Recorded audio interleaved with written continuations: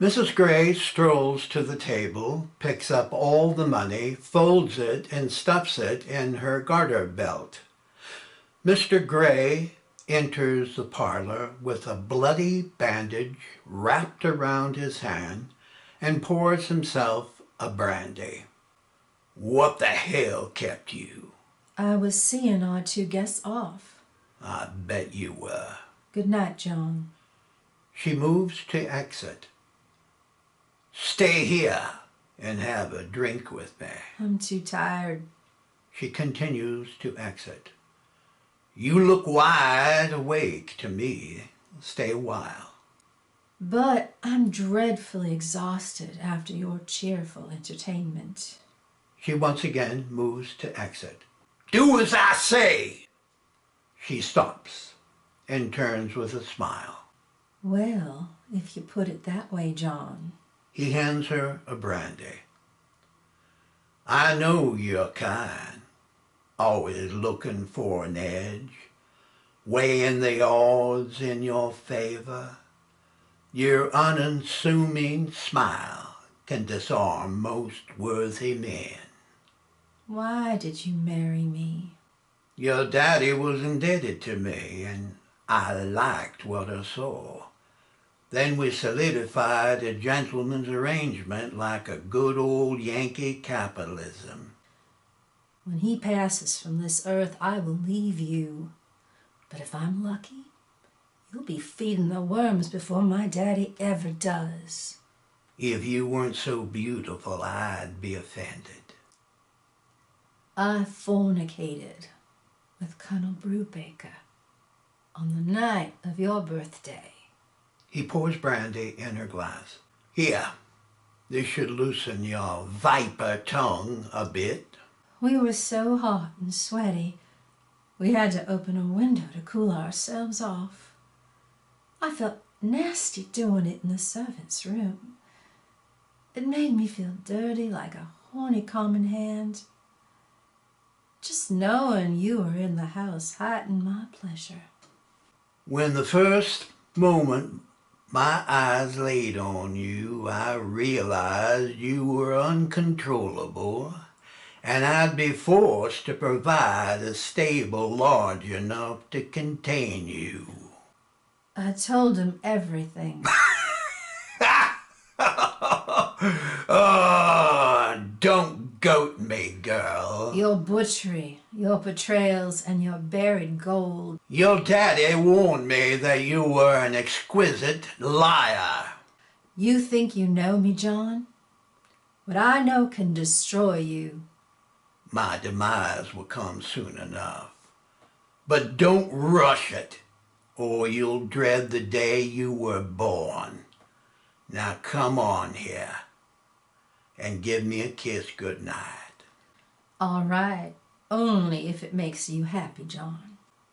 Tiffany reluctantly moves to him, and as she leans forward, he forcefully grabs her face. You can hump like a bitch in heat, but you better purr whenever I call you. Now, wash up and make yourself smelling sweet for when I come to you. Act 2, Scene 3. The lights slowly rise as Mr. Millstone is heard. Now stop right there. Something doesn't seem right here. I have known Mr. Gray long enough to know this type of behavior is grossly irregular, and it's beyond my comprehension the way you painted his wife.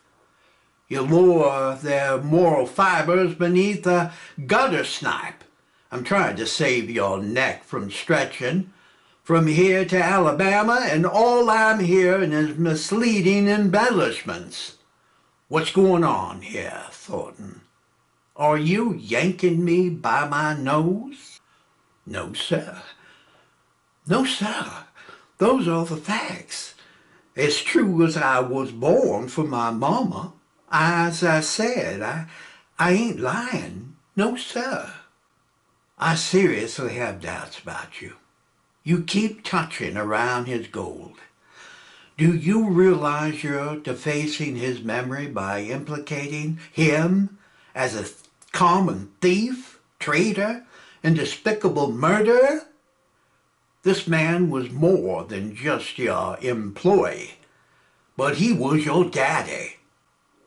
Yes, sir, he surely was.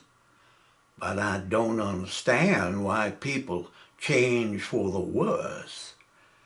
I guess time rots some things while making others beautiful. I don't figure I got an answer why that is.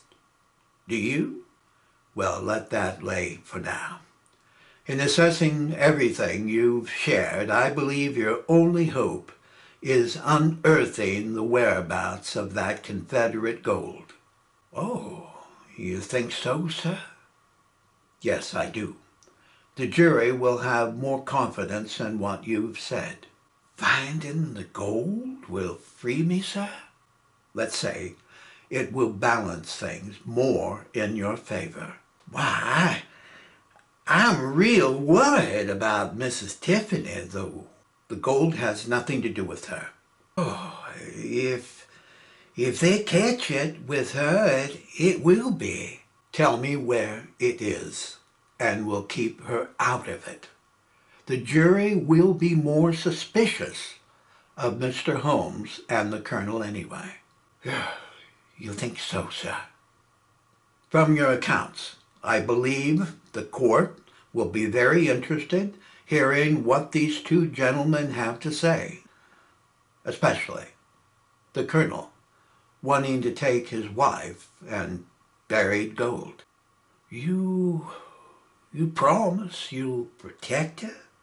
When we offer the information, there is no telling how the worm will turn. You have my word of honor. I will do everything in my power to shield Mrs. Gray from suspicion. Do we have an understanding? Yes, sir, we do. If I fetch up the gold, you'll make things right for her? Not for her, but for your freedom.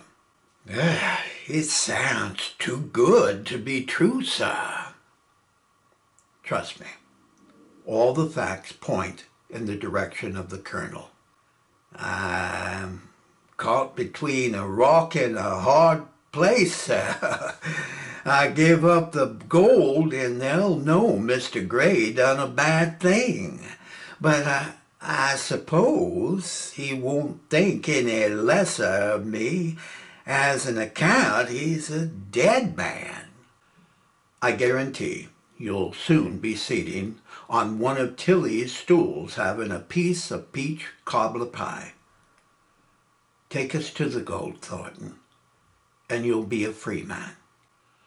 Well, sir, I overheard her talking with the Colonel on the night he died. He was there?